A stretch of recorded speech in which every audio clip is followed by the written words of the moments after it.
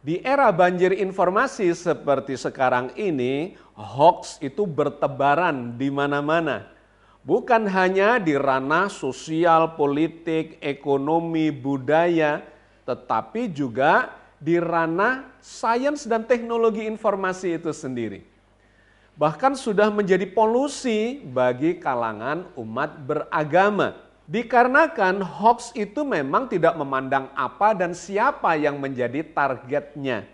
Tujuan mereka adalah sekedar mendapatkan keuntungan bisnis dari sebanyak-banyaknya klik atau clickbait orang-orang yang melihat, membaca narasi mereka, melihat video-video mereka, dan kemudian mereka mendapatkan keuntungan dari apa yang menjadi video atau narasi hoax mereka itu.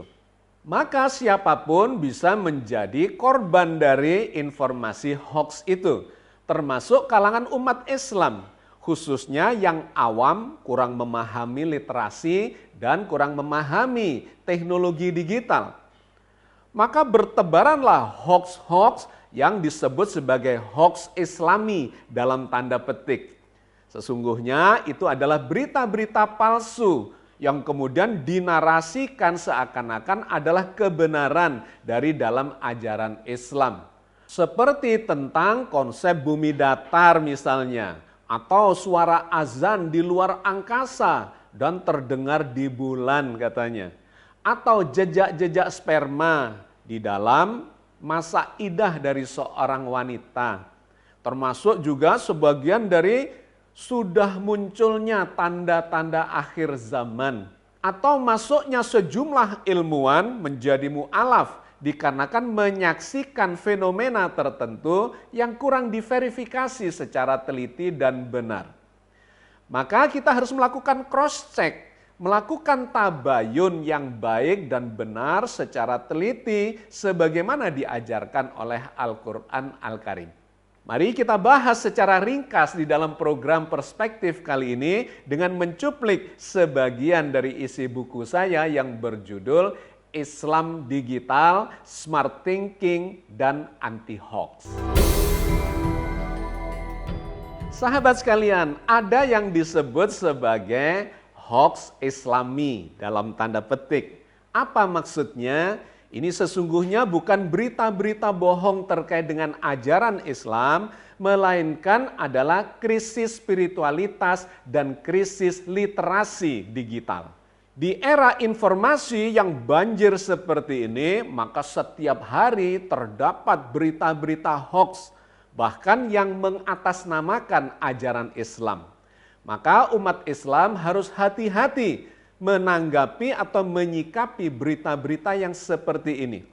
Karena secara sepintas lalu terlihat ini memberikan dukungan, memberikan bukti-bukti kebenaran ajaran Islam, tetapi kalau kita teliti secara baik, kita tabayunkan kepada rujukan yang otoritatif dari sumber-sumber rujukan Islam, maka kemudian terlihat bahwa itu adalah berita-berita hoax yang dipalsukan seakan-akan benar, tetapi sesungguhnya itu adalah menipu belaka.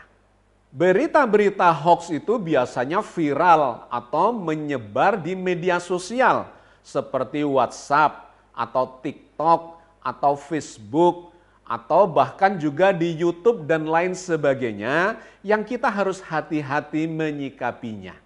Untuk menguatkannya biasanya diberikan klaim di situ bahwa ini adalah seperti yang diberitakan oleh hadis Nabi atau menjadi bukti-bukti kebenaran saintifik dari ayat-ayat Al-Quran Al-Karim. Dan kemudian seringkali juga ditambahkan bahwa ini adalah berita-berita kebenaran yang disembunyikan oleh pihak barat dan lain sebagainya.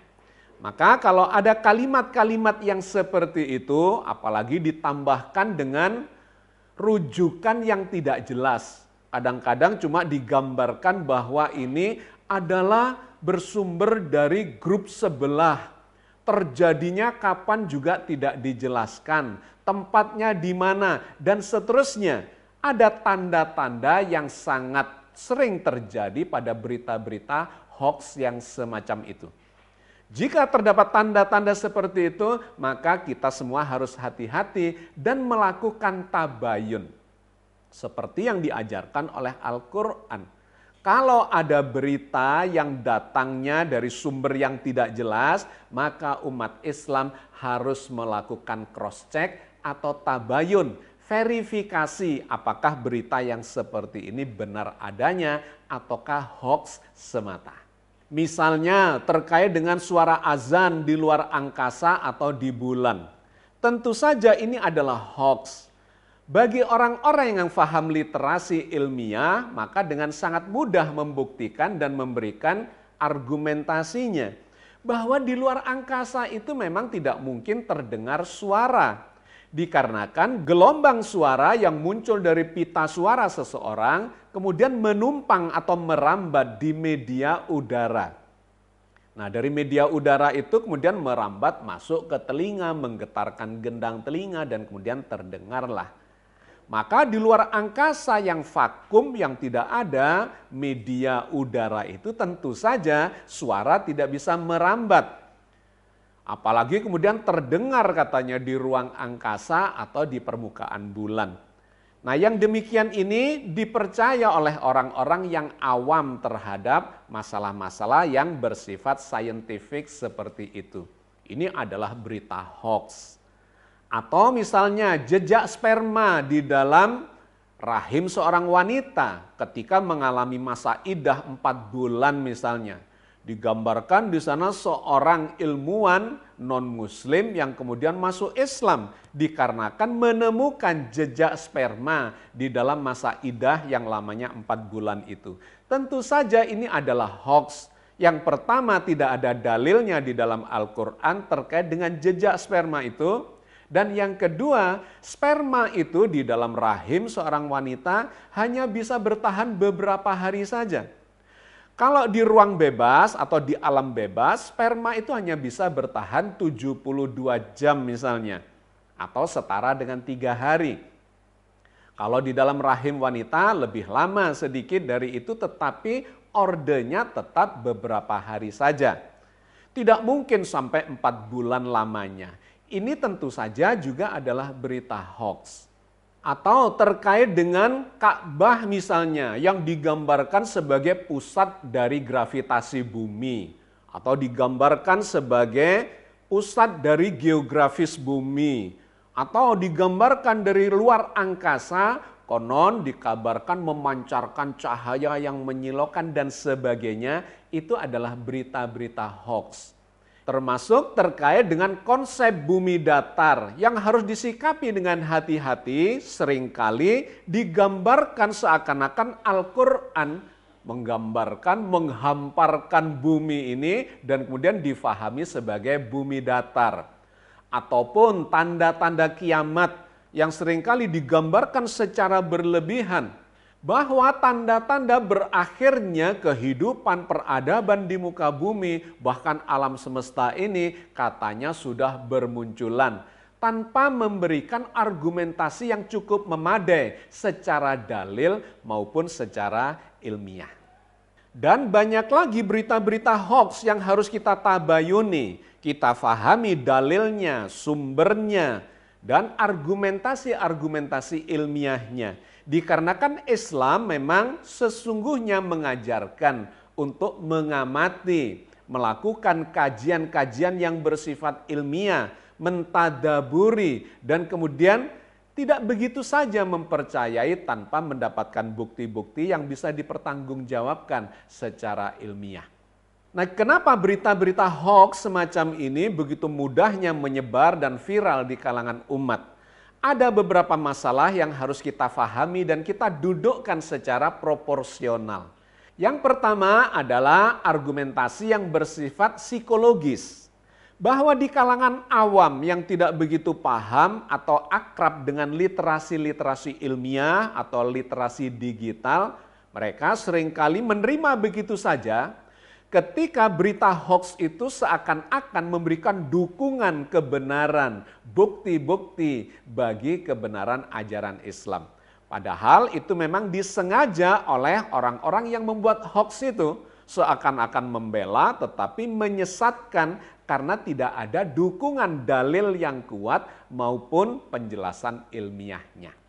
Yang kedua adalah argumentasi secara sosial digital. Bahwa efek dari penyebaran hoaks itu kemudian dipercaya oleh seseorang atau satu kelompok orang yang berpikiran sama dan kemudian diviralkan di kalangan orang-orang itu. Sehingga muncul eko digital atau gema dari berita hoaks itu dan kemudian seakan-akan ini adalah sebuah kebenaran. Ini menjadi titik lemah dari era digital ini, terutama di platform yang bersifat media sosial. Dikarenakan tidak ada filter yang memadai untuk memfilter berita-berita hoaks itu. Menyebar begitu saja dan dalam waktu yang singkat bisa menyebar secara cepat, viral menjadi jutaan berita seakan-akan itu adalah sebuah kebenaran. Dan yang ketiga, ada proses pendangkalan spiritualitas. Seringkali sebagian umat yang awam itu memandang ini sebagai sebuah kebenaran dikarenakan kurang mendalami makna dari ajaran Islam itu sendiri dan kemudian begitu cepat percaya pada berita-berita yang permukaan yang tidak dilakukan verifikasi kebenarannya dari sumber-sumber yang otoritatif. Padahal bagi orang-orang yang memahami agama ini dengan cukup baik, secara mendasar, substansial, dan esensial, maka dia akan bisa merasakan bahwa ini sesungguhnya adalah berita-berita hoaks yang tidak sesuai dengan jiwa atau ruh ajaran Islam ini. Maka sahabat sekalian, bagaimana cara mengatasi ini supaya umat ini tidak gampang terjebak dalam berita-berita hoaks itu? Ada beberapa langkah yang bisa kita lakukan. Yang pertama adalah lakukanlah tabayun seperti yang diajarkan oleh Islam, oleh Al-Quran. Misalnya di dalam surat Al-Hujurat ayat 6. Wahai orang-orang beriman, jika datang kepadamu orang fasik membawa berita, maka periksalah kebenarannya. Dengan cara ini maka umat Islam membiasakan diri untuk sadar literasi. Mulai dari cross-check ke dalam Al-Quran, cross-check kepada sumber-sumber hadis yang terpercaya atau pendapat-pendapat ulama yang otoritatif yang bisa dijadikan sebagai rujukan.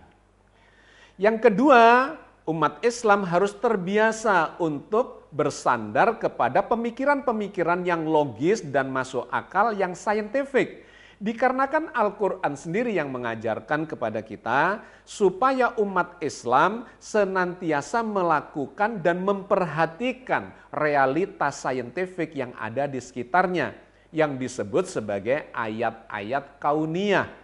Maka kita lihat di dalam Al-Quran banyak sekali perintah untuk menggunakan akal, untuk berpikir, untuk mengamati dan sebagainya. Bahkan sejak wahyu yang pertama, Al-Quran sudah memerintahkan untuk membaca. Iqra bismi rabbikal ladzi khalaq. Bacalah dengan nama Tuhanmu yang telah menciptakan segala sesuatu. Itu artinya bukan sekedar membaca teks, melainkan membaca realitas yang ada di sekitar kita. Yang ketiga, dakwah yang dilakukan secara digital harus mengikuti tata cara atau adab digital. Misalnya merujuk kepada literatur yang bisa dipertanggungjawabkan, yang bisa dilakukan cross-check dengan baik dan transparan. Jangan melakukan atau mengemukakan sensasi-sensasi sekedar untuk mendukung pendapat pribadi. Semuanya sekarang ini dengan sangat mudah bisa dilakukan cross-check.